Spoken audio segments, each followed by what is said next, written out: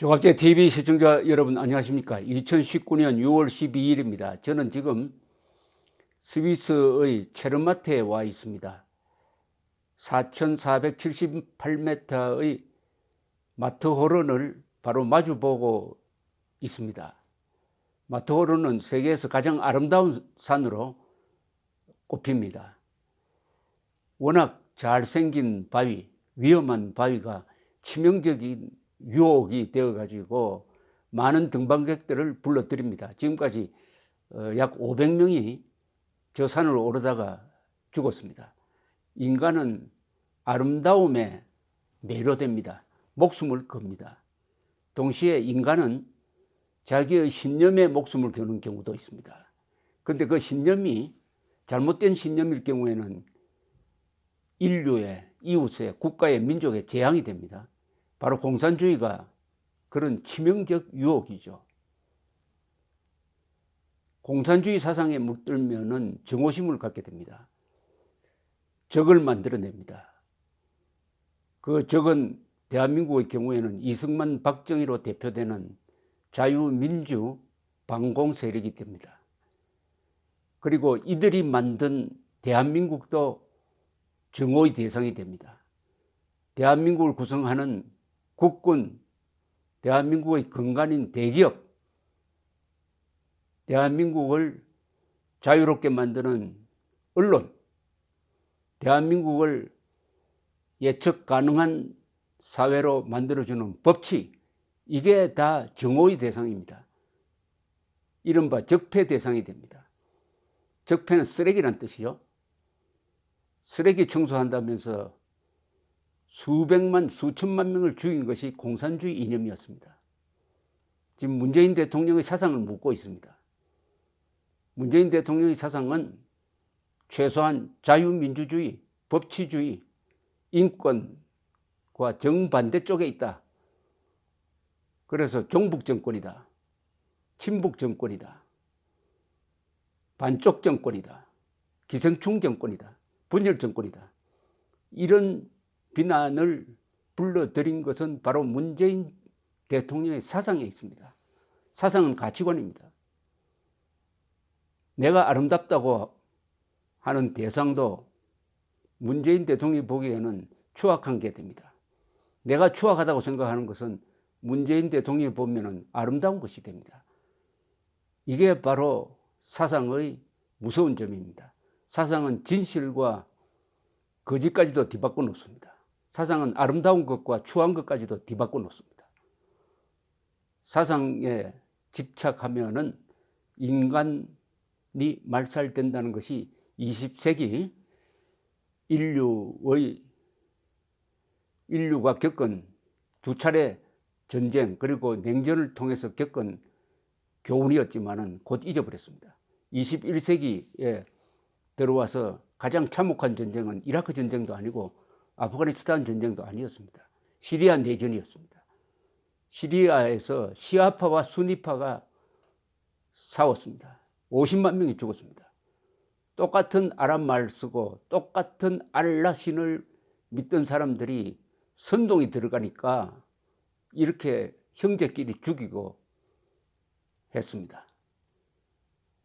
50만 명이 죽었는데 그 싸움의 근본은 뭐냐? 이슬람의 정통이 시아파냐 수니파냐의 싸움입니다. 대한민국에도 유사한 대결 구도입니다. 대한민국이 민족사의 정통 국가임에도 불구하고 북한 노동당 정권이 정통성이 있다라고 주장하는 세력, 그렇게 믿는 세력이 집권 세력이 되었습니다. 이것은 국가를 분열시키는 데 그치지 않고 내전적 상황, 자살로 가는 구도를 형성하고 있습니다. 제가 문재인 정권을 기생충 정권이라고 불렀더니 그 말이 유행하고 있습니다. 제가 기생충 정권이라고 부르는 근거를 제가 대겠습니다. 복잡하게 설명할 필요가 없어요. 6.15선언, 김대중, 김정일, 그리고 14선언,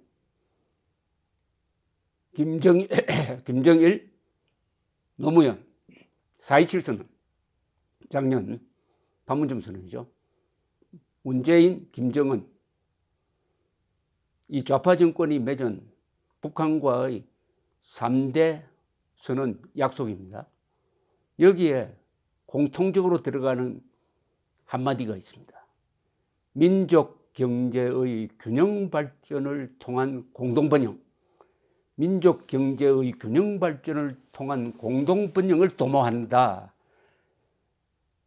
세 차례의 중요한 선언에 이게 빠짐없이 들어갔다는 것은 여기에 남북한의 좌익 세력이 합의했다는 뜻인데, 요 말이 바로 남북한의 좌익 세력이 손을 잡고 대한민국이 쌓아 올린 거대한 부를 빨아먹자.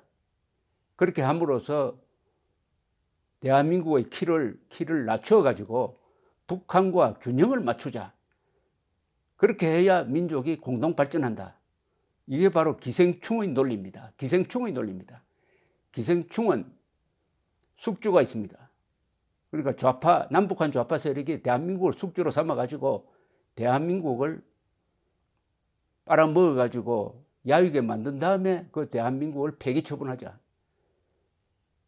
영가시 작전이죠. 영가시라는 기생충은 사마귀 뱃속에서 살면서 사마귀를 다 뜯어먹고 마지막에 용도 폐기할 때는 신경 전달 물질을 쏴가지고 이 사마귀를 미치게 만듭니다.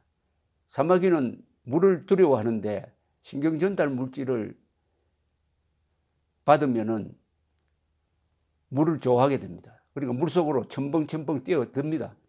집단 자살합니다. 물속에 들어가면 자살해 죽어요. 영가시는 숙주인 사마귀를 물에서 익사시켜 놓고 그 뱃속에서 나옵니다. 나와서 물에서 산란을 합니다. 그래서 유충을 만들어냅니다. 이 유충이 다시 돌고 돌아서 사마귀로 들어갑니다. 그러니까 사마귀를 살았을 때는 있는 것 없는 것 다 뽑아먹고 마지막에는 죽음으로 몰고 가서 그 물속에서 산란을 하면서 대를 이어간다. 정치적으로 이야기하면 계속 집권한다는 뜻이죠. 즉 남북한 좌익은 대한민국을 숙주로 삼아 대한민국의 부를, 경제력을 뽑아먹고 나중에 용도 폐기함으로써 대한민국을 없애버리고 영구 집권한다 하는 전략을 갖고 있기 때문에 바로 민족 경제의 균형 발전에 의한 공동번영이란 말을 만들어낸 것입니다. 이거 다 사기입니다. 민족 경제는 존재하지 않습니다.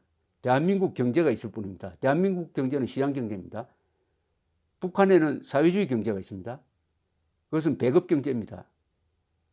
배급 경제와 시장 경제를 묶어가지고 민족 경제라고 하는데 이게 사기입니다. 민족 경제가 있을 수가 없어요. 민족 경제가 있으려면은 제일 중요한 공통된 화폐가 있어야 될 것 아닙니까? 중앙은행이 있어야 될 것 아닙니까? 없는 것을 있는 것으로 가정하는 데서부터 사기가 출발하는 거죠. 민족 경제라고 하니까 민족이라는 말을 갖다 붙이니까 그럴듯하게 보인다. 그 다음 또 한 말을 갖다 붙입니다. 균형 발전. 한국 사람들은 균형을 좋아해요. 평등, 균형 이런 걸 좋아하니까 균형 발전이라 하면은 무조건 좋다. 민족 경제의 균형 발전. 그러면 남북한이 같이 발전하자. 무슨 방법이 있습니까? 1인당 국민소득 3만 달러의 대한민국의 부를 반토막 내가지고 1인당 16,000달러로 낮춰진 것만큼은 북한에 퍼주기를 해가지고 북한이 지금 1인당 국민소득 1,000달러를 16,000달러를 올려줘서 남북한이 키를 맞춘다. 이게 민족경제의 균형 발전입니다. 그렇게 되면 대한민국의 경제는 파멸하는 거죠. 북한은 대한민국이란 숙주에 빨대를 빨아먹고 놀고 먹으면서 계속 돈을, 기술을 뜯어가는 거죠. 그렇게 하는 것이 공동번영이다. 자, 좋은 말 3개가 나옵니다. 민족경제, 균형발전, 공동번영. 이게 다 사기죠. 사기를 할 때는 그럴듯한 말을 써야죠. 민족 경제의 균형 발전에 의해서는 공동 번영이 이루어지는 것이 아니라 대한민국 파멸이 이루어집니다.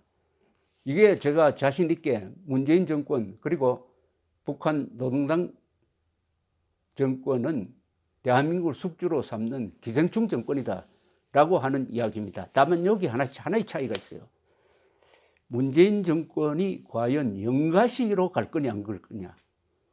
문재인 정권이 노리는 바는 대한민국에서 계속 집권하는 것이라면은 대한민국을 죽여서는 안 됩니다. 그런데 김정은은 계산이 달라요. 대한민국을 죽여야 합니다. 그러니까 영가시 전략을 써야 돼요. 문재인 정권은 영가시까지는 가지 않을 것 같아요. 그러면 자기도 죽으니까. 영가시 전략을 쓰느냐 아니면 보통 기생충 전략을 쓰느냐, 이 차이가 문재인 정권 그리고 김정은 정권의 기본적인 전략 차이로 나타나서 자기들끼리 또 싸울 수도 있습니다만은, 민족 경제의 균형 발전에 의한 공동 번영은 사기이고 이것이 대한민국을 숙주 삼아서 빨아먹고 피와 살과 뇌수까지 빨아먹고 마지막에는 용도 폐기하겠다는 전략의 확실한 증거물이다. 그게 6.15선언, 14선언, 4.27 선언에 들어가 있다는 점을 분명히 밝힙니다. 감사합니다.